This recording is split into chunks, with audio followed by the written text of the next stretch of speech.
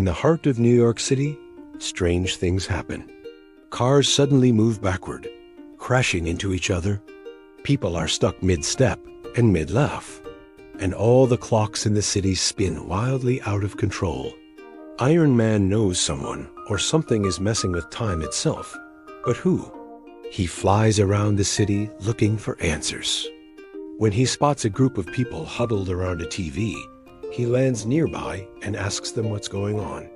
They tell him that the news is reporting a crazy scientist named Chrono, who is using a mysterious device called the Clockwork Core to control time. Fearing the worst, Iron Man races to Chrono's hideout. But when he arrives, he finds nothing but an abandoned lab coat and a pair of glasses. Then he sees a clock on the wall and realizes he's too late. The mad scientist has vanished. Just then, a maniacal laugh echoes through the room. "You can't stop me, Iron Man," Chrono taunts. "I am the master of time now." And just like that, Chrono disappears. Iron Man investigates further and discovers a hidden passage leading to an underground lair. Suddenly, a trapdoor opens beneath him, and he falls into a dark pit. At the bottom, he finds a device that looks strangely familiar. It's a miniature version of the arc reactor that powers his suit. But this one is unstable and flickering with energy. Then Chrono appears behind him saying, "Did you really think you could stop me, Iron Man? You can't even escape my pocket watch." With a flick of his wrist, Chrono freezes time around Iron Man. The hero is trapped, unable to move a muscle. But after a few seconds, everything returns to normal. Iron Man realizes the device in his hand is actually a key to defeating Chrono. If he can stabilize it, it might amplify his own powers, giving him the edge he needs to defeat the time-bending villain. As Chrono taunts him from afar, Iron Man retreats to his lab at Stark Tower to work on the device, which he calls the temporal stabilizer.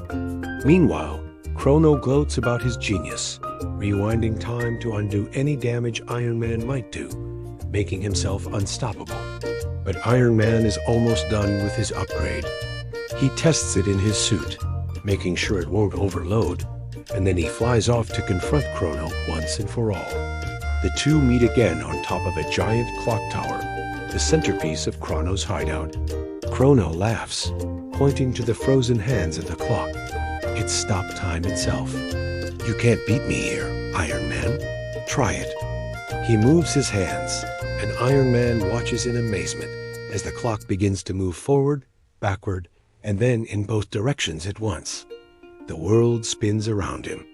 But then Iron Man remembers what his father once told him. Time isn't just a tick-tock on the clock. It's every moment between. Every choice you make, every action, every reaction.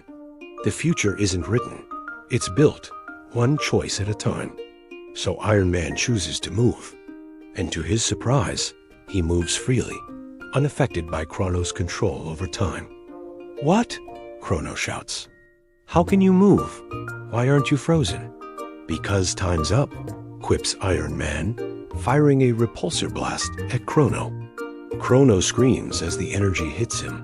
The blast is charged with quantum energy, the same energy that powers the very fabric of time.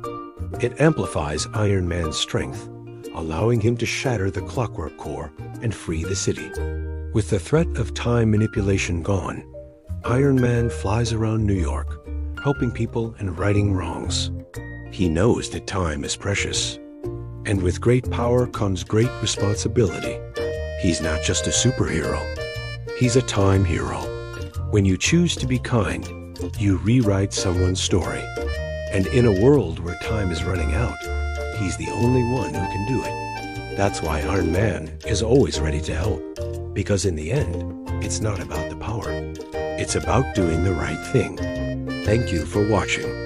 Subscribe for more superhero adventures. What would you use your time powers for? Tell us in the comments.